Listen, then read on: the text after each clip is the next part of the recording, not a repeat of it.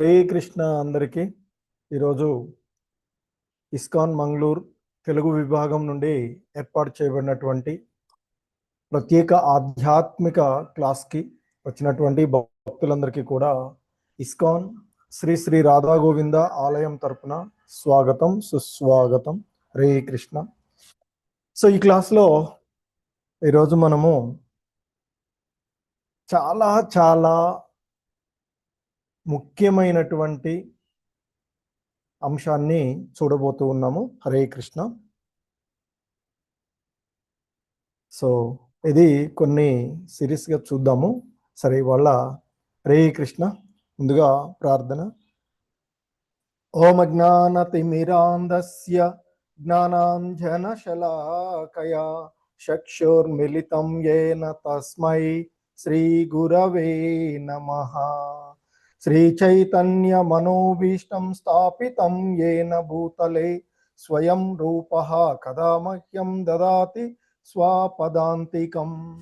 వందేహం శ్రీగురు శ్రీయుతపదకమలం శ్రీగురూన్ వైష్ణవాంశ శ్రీరూపం సాగ్రజాతం సహగణ రఘునాథాన్వితం తం సజీవం సాద్వైతం సావధూతం పరిజన సహితం కృష్ణ చైతన్య దేవం శ్రీ రాధా కృష్ణ పాదాన్ సహగణ లలితా శ్రీ విశాఖాన్వితాంశ. నమా ఓం విష్ణుపాదాయ కృష్ణ ప్రేష్టాయ భూతలే శ్రీమతే భక్తి వేదాంత స్వామిన్ ఇతి నామిని. నమస్తే సారస్వతే దేవే గౌరవాణి ప్రచారిణే నిర్విశేష శూన్యవాది పాశ్చాత్యదేశతారిణే. నమో మహావదన్యాయ కృష్ణ ప్రేమ ప్రదాయతే కృష్ణాయ కృష్ణ చైతన్య నామ్నే గౌరిత్విషే నమః. హే కృష్ణ కరుణా సింధో దీన బంధో జగత్పతే గోపేశ గోపికా కాంత రాధాకాంత నమోస్తుతే. తప్త కాంచన గౌరాంగీ రాధే వృందావనేశ్వరి వృషభానుసుతే దేవి ప్రణమామి హరిప్రియే. వాంఛాకల్పతరుభ్యశ్చ కృపా సింధుభ్య ఏవ చ పతితానాం పావనేభ్యో వైష్ణవేభ్యో నమో నమః. జయ శ్రీ కృష్ణ చైతన్య ప్రభు నిత్యానంద శ్రీ అద్వైత గదాధర శ్రీవాసాది గౌర భక్త వృంద. హరే కృష్ణ కృష్ణ కృష్ణ హరే హరే హరే రామ రామ రామ హరే హరే. హరే కృష్ణ.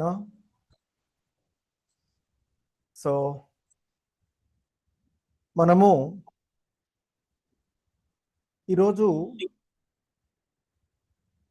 ఒక ఎంతో ముఖ్యమైనటువంటి ప్రపంచాన్ని ప్రేమతో కరుణతో హరినామంతో మార్చినటువంటి వాడు, శ్రీకృష్ణ ప్రేమను ప్రపంచానంతటికీ పంచడానికే అంకితమైనటువంటి జీవితాన్ని కలిగినటువంటి వాడు, బోధనల సారాంశము భక్తి, హరినామ సంకీర్తనము, వినయము మరియు కృష్ణ ప్రేమ అని తెలియచేసినటువంటి ఆయన యొక్క బోధనలను ఈరోజు కొన్నింటిని మనము చూడడానికి ప్రయత్నం చేస్తున్నాము. హరే కృష్ణ. చెప్పండి, ఎవరు? చైతన్య ప్రభు. శ్రీ చైతన్య మహాప్రభు. చైతన్య మహాప్రభు. ప్రభుజీ. ప్రభుపాదుల ప్రభు. హరే కృష్ణ. హరే కృష్ణ. ఇంకా మీరు నవ్వుతుంటే మాకు డౌట్లు వస్తున్నాయి. చైతన్య ప్రభు చెప్పాలా ప్రభు మీరు ఇలా చైతన్య మహాప్రభు చైతన్య మహాప్రభు పరీక్ష తర్వాత శ్రీల ప్రభుపాదుల వారు అంతే ప్రభుజీ. కానీ తీసుకొచ్చింది కృష్ణ సాహిత్యం ఆయనే కదా ప్రచారం చేసింది చైతన్య ప్రభు. విశ్వవ్యాప్తంగా ప్రచారం చేసింది అయితే శ్రీల ప్రభుపాదుల వారు ప్రభుజీ. శ్రీల ప్రభుపాదుల వారు ఇచ్చేసారు. హరే కృష్ణ. మళ్ళొకసారి నేను చెప్తాను కొన్ని పాయింట్స్. ఎవరైతే జీవితమంతా కృష్ణ ప్రేమను ప్రపంచానికి పంచడానికే అంకితం చేశారో, ఎవరి బోధనల యొక్క సారాంశము భక్తి, హరినామ సంకీర్తనము, వినయము మరియు కృష్ణ ప్రేమ, ప్రపంచాన్ని ప్రేమతో కరుణతో హరినామంతో మార్చినటువంటి మహానుభావుడు. ఇక నేను మహా అంటే ఇంకా వేరే మీరు చెప్తారేమో అని మహానుభావుడుగా చెప్తున్నాను. శ్రీల ప్రభుపాదుల ప్రభుపాదుల వారు ప్రపంచవ్యాప్తంగా అన్నారు కాబట్టి హరే కృష్ణ హరే కృష్ణ. ఒక్కొక్కళ్ళు కొద్దిగా చైతన్య మహాప్రభులు వారు అన్న వాళ్ళు ఎంతమందో హ్యాండ్స్ రైజ్ చేయండి ఒకసారి చూద్దాం. ఉన్నటువంటి ద్వారా హరే కృష్ణ మహామంత్రం వచ్చింది. ప్రభుజీ మీరు అడిగిన ప్యాటర్న్ లో అందరం హ్యాండ్స్ రేస్ చేస్తాం ప్రభుజీ. అంటే ఫస్ట్ చైతన్య మహాప్రభు అనుకున్నాము, తర్వాత మీరు మళ్ళీ అడిగాక హరి అంటే బోల్ ముందు హరి బోల్ చైతన్య హరి. మహాప్రభులు వారు. అవును. హరే కృష్ణ. అరే వా. హరి బోల్. ఎందుకంటే ఆయన మనకి శ్రీల ప్రభుపాదుల వారు చైతన్య మహాప్రభు బోధనామృతము అనేటువంటి గ్రంథాన్ని మనకి ఇచ్చారు. దాంట్లో ఆయన చెప్తారు, శ్రీల ప్రభుపాదుల వారు చైతన్య మహాప్రభువుల వారి యొక్క బోధనలకు, భగవద్గీతలో శ్రీకృష్ణ భగవానుల వారు చేసినటువంటి బోధనలకు భేదమేమీ ఉండదు అనేటువంటి భావంతో మనకి చైతన్య మహాప్రభువుల వారికి బోధనామృతము అనేటువంటి గ్రంథాన్ని ఇచ్చారు. ఎందుకంటే ఆయన చెప్తారు, శ్రీల ప్రభుపాదుల వారు చైతన్య మహాప్రభు యొక్క బోధనలు ఏవైతే ఉన్నాయో అవి శ్రీకృష్ణ భగవానుల వారి యొక్క బోధనలకు క్రియారూపమైనటువంటి వ్యాఖ్యానాలే అని చెప్తూ ఉంటుంటారు. ఎందుకంటే భగవద్గీతలో శ్రీకృష్ణ భగవానుల వారు మరి ఆయన ప్రతి జీవుడు తనకు శరణాగతుడు కావాలి అనేటువంటిది చరమోపదేశంగా చెప్తారు. అందుకే లాస్ట్లో సర్వధర్మాన్ పరిత్యజ్య మామేకం శరణం వ్రజ అంటూ చెప్పినటువంటిది. సో అలా ఎవరైతే తనకు శరణాగతులు అవుతారో అటువంటి శరణాగతులైనటువంటి వారి యొక్క యోగక్షేమాలు ఆ క్షణము నుంచే నేను చూస్తాను అనేటువంటి వాగ్దానం ఇచ్చినటువంటి వాడు శ్రీకృష్ణ భగవానుల వారు. కానీ మరి ఎటువంటి కండిషన్స్ లేకుండా ఆ కృష్ణ తత్వాన్ని మరి ఆ కృష్ణ ప్రేమను పంచినటువంటి వాడు. సో ఏ విధమైనటువంటి ఆంక్షలు లేకుండా మరి కృష్ణ ప్రేమను, ఆయన యొక్క సందేశం చాలా సరళమైనదిగా చెప్తూ ఉంటుంటారు. ఏంటంటే కృష్ణుణ్ణి ప్రేమించడం, హరినామాన్ని జపించడం, ప్రతి ఒక్కరికి కృష్ణ భక్తిని పంచడం ఆయన చేసినటువంటిది. శరణాగతి కూడా ఏమీ అడగలేదు ఆయన. సో ఎవరు కనపడితే వాళ్ళకి కృష్ణ భక్తిని ప్రచారం చేయమని చెప్పినటువంటి వాడు. సో అటువంటి మరి మహాప్రభువు వారి యొక్క బోధనలను మనము చూద్దాము. సో ఈ క్రమంలోనే చైతన్య మహాప్రభువుల వారు మనకి వారి యొక్క జీవితం విషయాన్ని గురించి చూస్తే 1486 1534 ఆయన కలియుగ అవతారంగా మనకు ఈ గౌడీయ వైష్ణవ సాంప్రదాయంలో ఆయనని, అంటే భగవంతుడి యొక్క దేవదేవుని యొక్క స్వయం కృష్ణుని యొక్క కలియుగ అవతారంగా భావించబడేటువంటి వారు.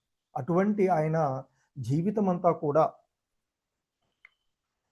శ్రీకృష్ణుడి యొక్క ప్రేమను ప్రపంచానికి పంచడానికే అంకితం చేసినటువంటి వారు. రే అటువంటి మహాప్రభువు యొక్క బోధనలను మనము తెలుసుకోవడానికి ఈరోజు చూస్తూ ఉన్నటువంటివి. ఎందుకంటే ఆయన ఈ ప్రపంచాన్ని ప్రేమతోనూ కరుణతోనూ హరినామంతోనూ మార్చినటువంటి మహానుభావుడు. వారి యొక్క బోధనలు మనం చూడబోతూ ఉన్నటువంటివి. మరి చైతన్య మహాప్రభువులు వారు ఇతర వాళ్ళలాగా కొత్త మతాన్ని స్థాపించడం కానీ లేదా ఒక కొత్త దేవుణ్ణి పరిచయం చేయడం కానీ చేయలేదు. ఆయన వేదాలు, ఉపనిషత్తులు, భగవద్గీత, శ్రీమద్ భాగవతాన్ని వాళ్ళన్నీ బోధించినట్టు, అంటే వేదాలలో ఉన్నటువంటి అంశాలు, ఉపనిషత్తులలో ఉన్నటువంటి అంశాలు, భగవద్గీత, శ్రీమద్ భాగవతము ఏవైతే బోధించాయో, మనకి ఏవైతే ఇవ్వబడ్డాయో, ప్రామాణికమైనటువంటి గ్రంథాలుగా ఉన్నటువంటి ఈ వేదాలు, ఉపనిషత్తులు, భగవద్గీత, శ్రీమద్ భాగవతము బోధించినటువంటి అంతిమ సత్యం ఏదైతే ఉందో దాన్నే ఆయన ఆ పరమ సత్యాన్ని తన జీవితంతో ఆచరించి, జీవితాంతం కూడా ఆచరించి దానిని ప్రచారం చేసినటువంటి వాళ్ళు శ్రీ చైతన్య మహాప్రభువులు వారు. సో ఆయన యొక్క సందేశం కూడా చాలా చాలా సరళమైనదిగా ఉంటుంది అని చెప్తాం.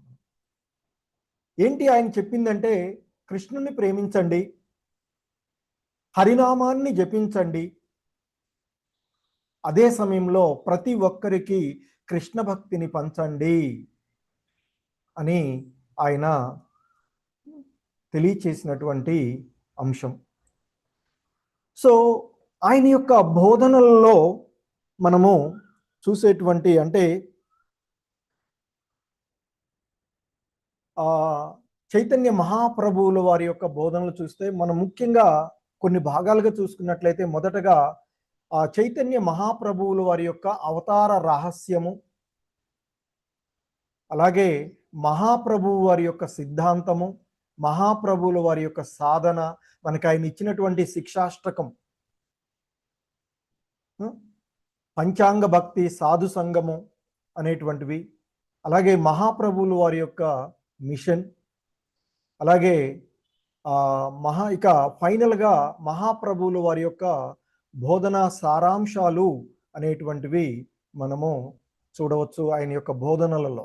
ముఖ్యంగా ఆయన యొక్క బోధనలో మనము గమనించేటువంటి అంశాలుగా చూస్తే, ఇక మరి చైతన్య మహాప్రభువుల వారి యొక్క బోధనల యొక్క సారాంశం, అంటే కొంచెం ముందుగా ఏమేమి ఉన్నది ఏంటి అనేటువంటి సారాంశంగా ఆయన యొక్క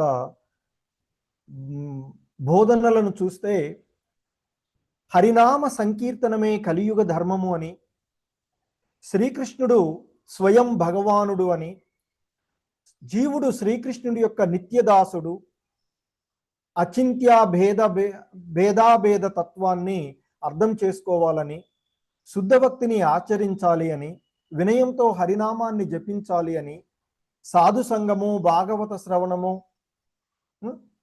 దేవ సేవలో స్థిరంగా ఉండాలని, జీవితం యొక్క పరమ లక్ష్యము శ్రీకృష్ణ భగవానుని పొందడము అని, సేవా భావంతో జీవించాలి అని, ప్రతి ఒక్కరికి కృష్ణ భక్తిని పంచాలి అనేది శ్రీ చైతన్య మహాప్రభువుల వారి యొక్క బోధనలలో ఉన్నటువంటి అతి ముఖ్యమైనటువంటి సారాంశాలుగా మనం చూస్తాం. ఇక ఈ క్రమంలో మనము చైతన్య మహాప్రభువుల వారి యొక్క అవతారం గురించినటువంటి విషయాన్ని మనం చూసినట్లయితే, చైతన్య మహాప్రభువుల వారి యొక్క అవతార రహస్యం, ఎందుకంటే ఆయన కలియుగంలో దేవదేవుని యొక్క శ్రీకృష్ణ భగవానుల వారి యొక్క అవతారంగా మనము భావిస్తూ ఉండేటువంటిది.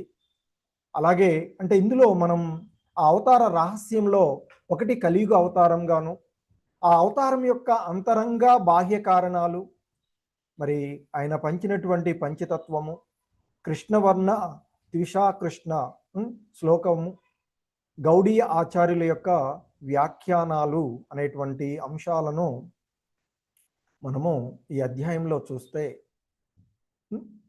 సో ఈ చైతన్య మహాప్రభువుల వారి యొక్క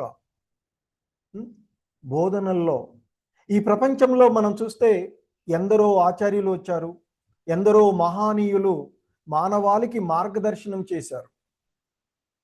కానీ శ్రీ చైతన్య మహాప్రభువుల వారు ఒక విశిష్టమైనటువంటి అవతారంగా చెప్పబడుతూ ఉంటుంది.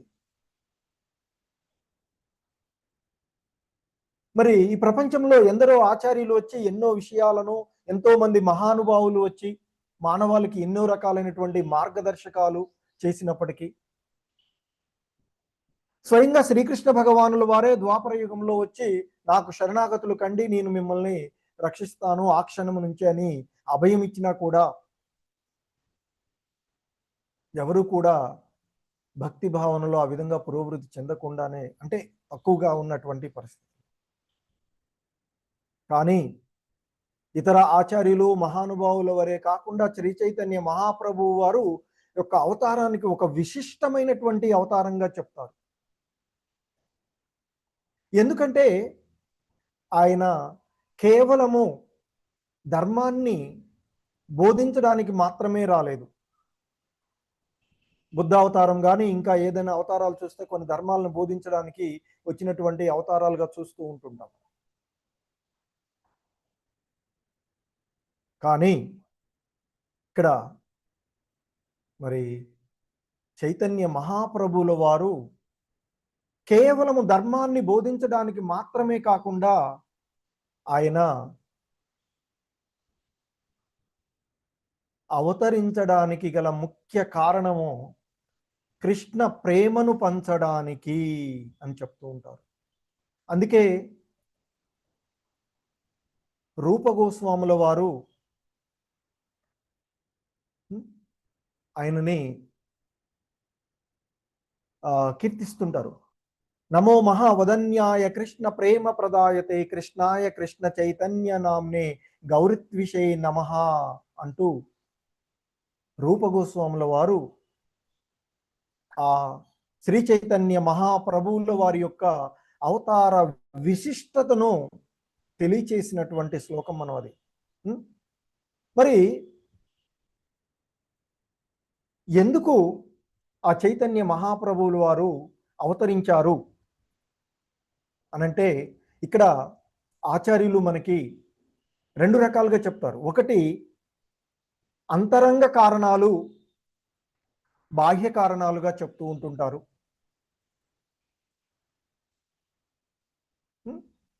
సో బాహ్య కారణం మనం ఆల్రెడీ చెప్పుకుంటూనే ఉన్నాము. ఏంటంటే ఆ బాహ్య కారణం అదంతా కూడా భక్తులకు చాలా ముఖ్యమైనటువంటి, అత్యంత ముఖ్యమైనటువంటి కారణంగా చెప్పుకుంటాము. అదే ప్రపంచమంతటికి కూడా కృష్ణ ప్రేమను పంచడానికి వచ్చినటువంటి అవతారంగా చెప్తూ ఉంటుంటారు. అది బాహ్య కారణంగా మనము చెప్పుకుంటాం.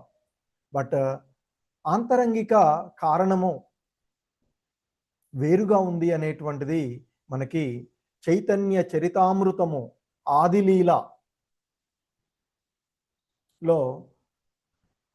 చెప్పబడుతూ ఉన్నటువంటి ఆ ఆదిలీలలోని మొదటి అధ్యాయంలో 4, 5, 6 శ్లోకాలలో చెప్పబడినటువంటి అంశము. హరే కృష్ణ, చాలా మంది చైతన్య చరితామృతం చదివి ఉన్నారు కదా. ఆంతరింగ కారణాలు, హరే కృష్ణ హ్యాండ్ రైజ్ చేయండి, నేను చెప్తాను పేరు, వాళ్ళు చెప్పండి. ఎందుకంటే అందరూ ఒకేసారి చదివితే ఇదవుతుంది చెప్తుంటే. ఆంతరింగిక కారణాలు తెలిసిన వాళ్ళు, చెప్పగలిగే వాళ్ళు. శ్రీ చైతన్య మహాప్రభువుల వారు ఆవిర్భవించినప్పుడు మనం 2 రకాలుగా చెప్తున్నాం. కలియుగంలో ఆయన యొక్క అవతారం వచ్చినటువంటి దాంట్లో బాహ్య కారణము, అందరికీ కూడా భక్తులకు ఎంతో ముఖ్యమైనటువంటి కృష్ణ ప్రేమను పంచడానికి వచ్చారు. అందుకే ఒక భక్తుడుగా ఆయన ఎటువంటి ఏది చూడకుండా ఎటువంటి వాడికైనా సో ఇచ్చినటువంటి వాడు. ఉదాహరణ చూస్తే జగాయి మదాయిలు వంటి అతి అంటే వారిని గురించి చెప్తూ ఆచార్యులు చెప్తారు, ఎంతటి వాళ్ళు అంటే వాళ్ళు ఇంకా వాళ్ళని మించిన దుర్మార్గమైనటువంటి పనులు చేసేవాళ్ళు లేరు అని చెప్తారు.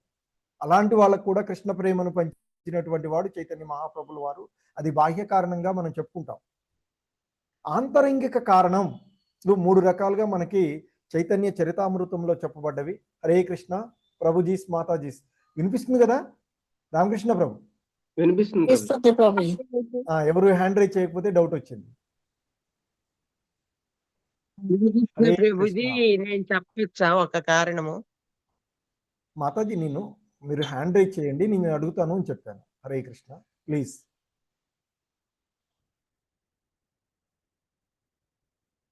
ఓకే, మాధవి హరివల్లభ దేవిదాస్ మాతాజీ. హరే కృష్ణ ప్రభుజీ. ప్రయత్నిస్తాను ప్రభుజీ. రాధారాణి స్థితిని ఆస్వాదించడం కోసం చైతన్య మహాప్రభు అవతరించారు. అది మొదటి కారణం. రెండో కారణం, రాధారాణి యొక్క భావాన్ని స్వీకరించడానికి ఆయన రెండో కారణం అవతరించడం జరిగింది, ఆంతరంగిక కారణం. సో ఆ విధంగా మూడో కారణం వచ్చి రాధారాణికి లభించిన దివ్యానంద రసాస్వాదనను అనుభవించడానికి చైతన్యులు అవతరించారు. హరే కృష్ణ హరే ప్రభు. కృష్ణ. రాజేశ్వరి మాతాజీ. ప్రభుజీ శ్లోకాలు చెప్పిన ప్రభుజీ. అవసరం లేదు మాతాజీ, భావం చెప్పండి. కారణం ఆ కారణాలు భావం అంటే చెప్పండి. హృదయం లోపల అత్యంత నిష్ట కలవాడు, బాహ్యానికి సాధారణ వ్యక్తిలాగా వ్యవహరించారు. అందువలన శ్రీకృష్ణుడు అతి శీఘ్రం ప్రసన్నమయ్యి మాయాబంధం నుండి విముక్తి చేశారు. అంటే ఆ శ్లోకం యొక్క అర్థం చెప్తున్నాను ప్రభుజీ. హరే కృష్ణ. ఓకే మాతాజీ. యశోద మాతాజీ.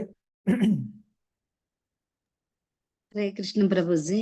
అదే అదే శ్రీకృష్ణుని ఎలా ఆరాధిస్తున్నారు, ఆ భక్తురాలు తాలూకా ప్రేమ అభిమానాలు ఎలా ఉంటున్నాయి, భక్తుల తాలూకా అహభావాలు తెలుసుకోవాలని భక్తుని రూపంలోనే అతను వస్తారనమాట. వచ్చి ఇవన్నీ భక్తులుగా ఉండి ఎలా ఉంటారు, భక్తుల్నే అక్కడ భగవంతుడు గుర్తిస్తారని భావం ప్రభుజీ. ఓకే, హరే కృష్ణ. వేమూరి భవానీ మాతాజీ. ప్రభుజీ నేను అనుకోవటం ఏంటంటే, రాధారాణి చాలా ప్రేమ భావన కలిగి ఉంటుంది కృష్ణుడి మీద. ఆ ప్రేమ భావాన్ని ఆయన కూడా అనుభవించాలి అని చెప్పేసి అనేసి, ఆ ప్రేమ భావం ఎలా ఉంటుందో తెలుసుకోవాలని అట్లా చైతన్య ప్రభువుగా అవతరిస్తారు. ఆ తల్లి రాధారాణి యొక్క రంగును కూడా తీసుకొని ఆయన అవతరించారు అని చెప్పేసి నేను విన్నాను ప్రభుజీ. ఓకే మాత. హరే కృష్ణ. హరే కృష్ణ. సో శ్రీ చైతన్య మహాప్రభువుల వారు ఆవిర్భవించినటువంటి అవతారం, మహాప్రభువు ఎందుకు అవతరించారు అనేటువంటి మనం ప్రశ్న ఉంచుకున్నట్లయితే దానికి సమాధానం మనకి చైతన్య చరితామృతంలో లభిస్తుంది. దాంట్లో 3 మాతాజీ ఇంతకుముందు ఫస్ట్లో చెప్పినట్లుగా 3 ఆంతరంగ కారణాలు, అలాగే ఒక బాహ్య కారణం. బాహ్య కారణం గురించి ఎలాగో ముందే రివీల్ చేశాను. ఈ జనులందరికీ కూడా కృష్ణ ప్రేమను పంచడానికిగా మనం బయటికి తెలుస్తూ ఉన్నటువంటిది ఒక భక్తుడిగా, మాతాజీ ఇంతకుముందు చెప్పినట్లుగా ఆ ప్రేమని పంచడానికి వచ్చినటువంటి అవతారంగా భావిస్తూ ఉంటాము. కానీ ఆంతరంగక కారణాలు చూసినట్లయితే, ఒకటి ఇంతకుముందు మాతాజీ వాళ్ళు చెప్పినట్లుగా శ్రీమతి రాధారాణి యొక్క ప్రేమ, ఆ రాధారాణి ప్రేమ యొక్క మహిమను తెలుసుకోవాలి అనేటువంటి ఆలోచనలో ఆయన వచ్చారు అని చెప్తూ ఉంటుంటారు. ఆమె ప్రేమ మహిమ ఎట్లా ఉంది అంటే, ఎదుటి వాళ్ళ యొక్క మనసులో ఉండేటువంటి భావాలను ఎలాగో హృదయస్థ పరమాత్మగా అందరినీ చేసుకునేటువంటి వాడే. అయినప్పటికీ కూడా ఆ దేవదేవుడైనటువంటి శ్రీకృష్ణుడి యొక్క ఆలోచనట,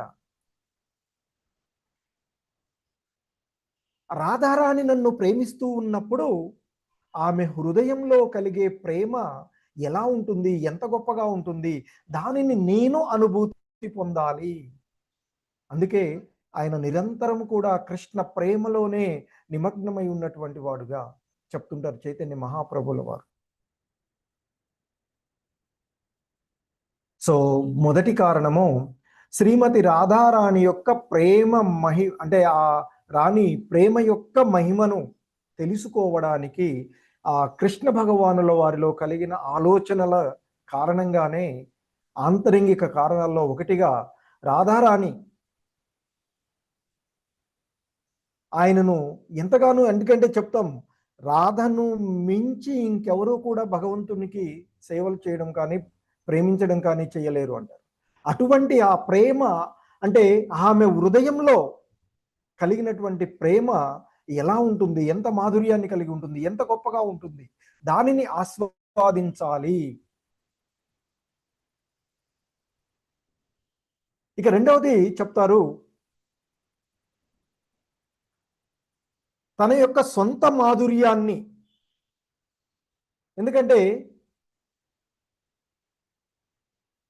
ఆయన కృష్ణ ది ఆల్ అట్రాక్టివ్, సర్వ ఆకర్షకుడు అనేటువంటిది. మరి అటువంటి ఆయన యొక్క ఆ సౌందర్యాన్ని, ఆ మాధుర్యాన్ని, ఆ దేవదేవుని యొక్క సొంత మాధుర్యాన్ని రాధాభావంతో, రాధారాణి యొక్క, రాధమాత యొక్క భావంతో ఆస్వాదించడం అనేది రెండవ కారణంగా చెప్తూ ఉంటుంటారు మనకి. ఎందుకంటే సర్వ ఆకర్షకుడు అయినటువంటి, మనకి బ్రహ్మ సమితిలో చెప్తారు కందర్ప కోటికం అక్కడ కదా. సో కోట్లాది కోట్ల మన్మధులనే ఆకర్షించగలిగేటువంటి సౌందర్యము శ్రీకృష్ణ భగవానుల వారిది. అటువంటి తన యొక్క సౌందర్యాన్ని రాధారాణి దృష్టి నుంచి అనుభవించాలి అని కోరుకుంటాడట శ్రీకృష్ణ భగవానుల వారు.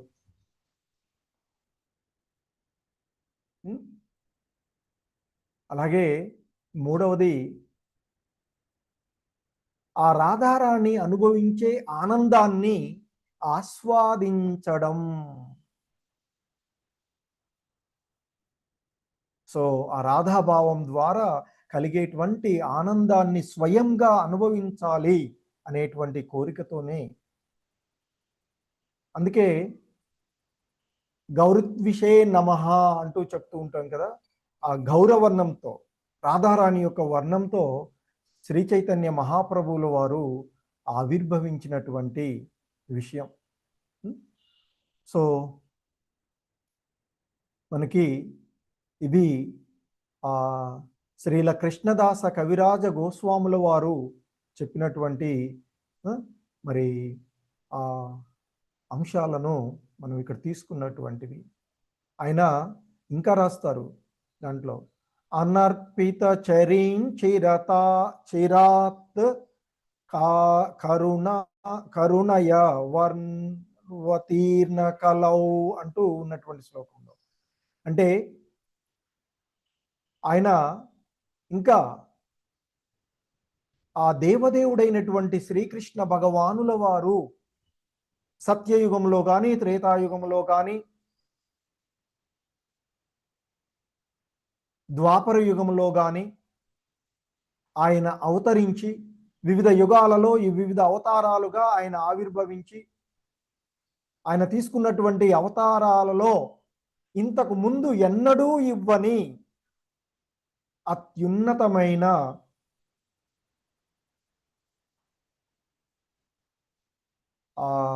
కరుణను, ఉజ్వలమైన కృష్ణ ప్రేమను కలియుగ జీవులకు ప్రసాదించడానికి మహాప్రభువు అవతరించారు అంటూ చెప్తారు కృష్ణదాస కవిరాజ గోస్వాముల వారు.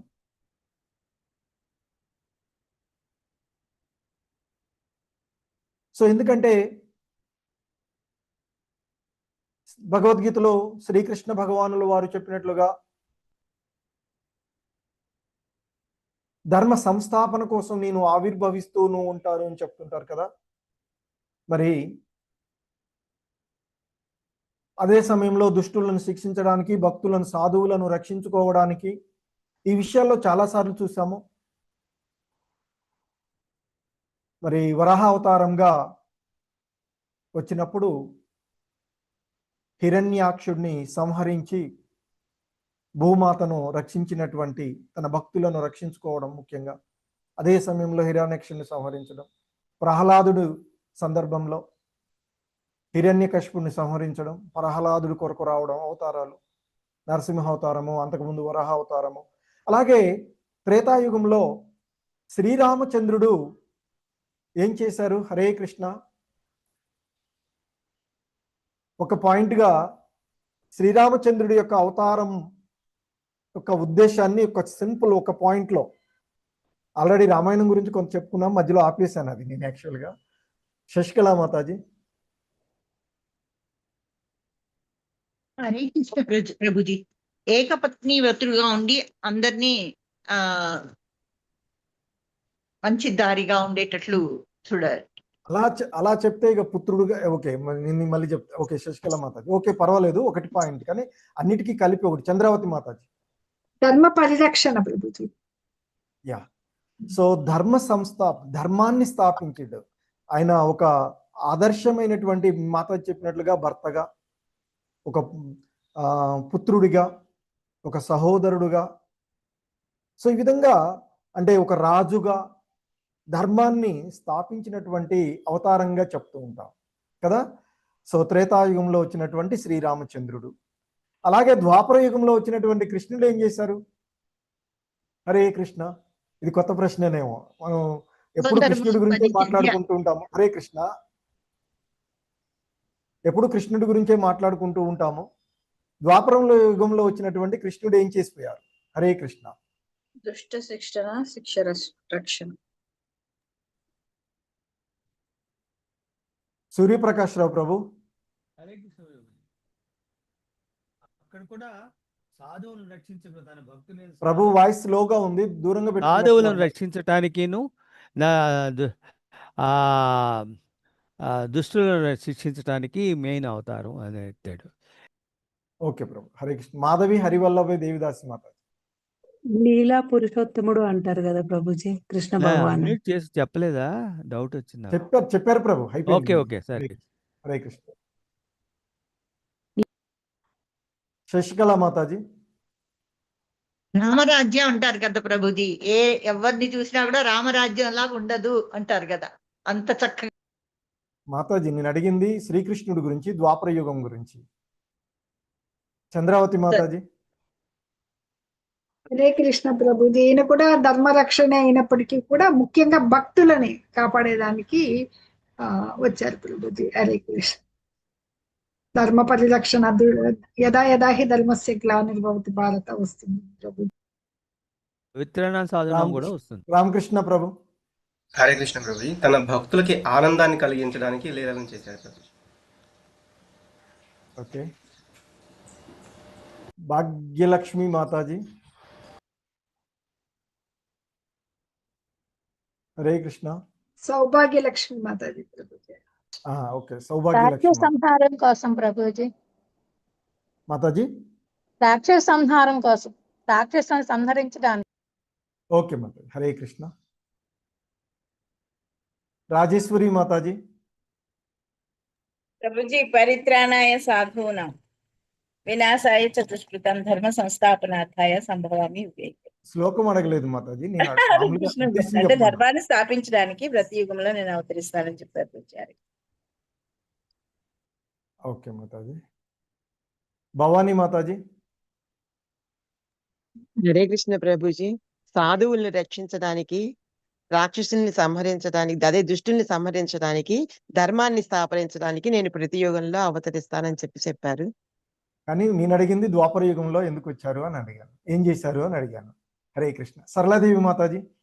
హరే కృష్ణ ప్రభుజీ. ప్రణామాలు. భూభారాన్ని తగ్గించడానికి వచ్చారు. దరిత్రి మొరపెట్టుకుంటుంది కదా ప్రభుజీ, వీళ్ళను నేను సహించలేదు. ఓకే, 11వ అధ్యాయంలో కూడా చెప్తారు. ఓకే సరే. ఓకే. ప్రేమలత మాతాజీ, హరే కృష్ణ. ప్రభుజీ హరే కృష్ణ, ప్రణామాలు ప్రభుజీ. ప్రణామాలు మాతాజీ. ప్రభుజీ, నాకు అర్థమైంది ఏంటంటే అంటే గురు శిష్య పరంపరగా వచ్చేటటువంటి జ్ఞానం ఏదైతే ఉందో దాన్ని బోధించడానికి అవతరించారు అనేసి అర్థమైంది ప్రభుజీ. అంటే మనకు భగవద్గీత ఇవ్వడం జరిగింది కదా. హరే కృష్ణ, హరి బోల్, దగ్గరకు వచ్చేసారు, దగ్గర చెప్పేశారు, ఆల్మోస్ట్ గా వచ్చేసింది. హరే కృష్ణ. సో ఇక్కడ మనకి ఇంతకుముందు రామావతారంలో ధర్మ సంస్థాపన చేసినప్పటికీ కూడా ద్వాపర యుగంలో ముఖ్యంగా భగవద్గీతలో చెప్తారు, భగవద్గీతలోనే 4వ అధ్యాయంలోనే చెప్తారు, ఇది నేను ఇంతకు ముందు ఇచ్చినప్పటికీ కూడా ఈ యోగము నశించినటువంటి కారణంగా మళ్ళీ నీకు నేను బోధిస్తున్నాను అని చెప్పినటువంటి అంశం. సో కాబట్టి ముఖ్యంగా ఓకే, మీరు అందరు దాదాపుగా ఉన్నటువంటి ఆన్సర్లన్నీ కూడా కరెక్టే, అయినప్పటికీ కూడా మనం ఏమిచ్చారు, ఏంటి చేశారు అనేటువంటి చూస్తే ఇప్పటికీ కూడా ఎప్పటికీ కూడా చూస్తూ ఉన్నటువంటి గురు శిష్య పరంపర ద్వారా ఉన్నటువంటి భగవద్గీతను అందించారు మనకి. హరి కృష్ణ, ఇది అతి ముఖ్యమైనటువంటి ఆన్సర్గా తీసుకోవచ్చు. మిగతా అన్ని కూడా కరెక్టే, కాదనట్లేదు, బట్ మీరు చెప్పినవి. సో వాటన్నిటి యొక్క సారము, వాటన్నింటినీ దేంట్లో కేంద్రీకరించారు, ఎక్కడ చెప్పారు? భగవద్గీతలో. ఆయన ఏదైతే చేస్తున్నారో, చేయబోతున్నారో, చేశారో అన్ని చెప్పింది ఎక్కడ? భగవద్గీతలో. కాబట్టి ఆయన వచ్చిన ద్వాపరయుగంలో శ్రీకృష్ణుడిగా వచ్చినటువంటి దాంట్లో ఇచ్చినటువంటిది భగవద్గీత. అదే సందర్భంలోని ఇవన్నీ కూడా తగ్గిస్తున్నాను, ఇవన్నీ చెప్పింది కూడా అందులోనే వస్తూ ఉంటుంది. హరే కృష్ణ. సో ఆ విధంగా చూసినట్లయితే మనము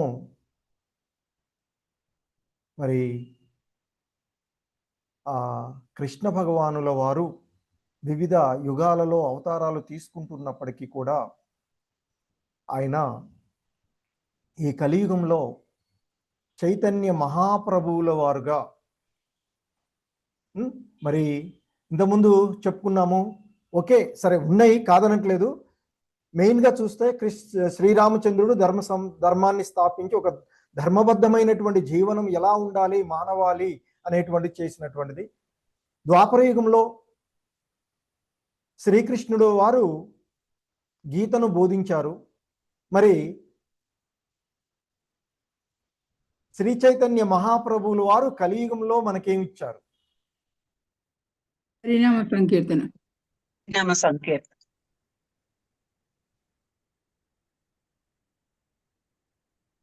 కృష్ణ ప్రచారం ప్రభుజీ. ఎస్.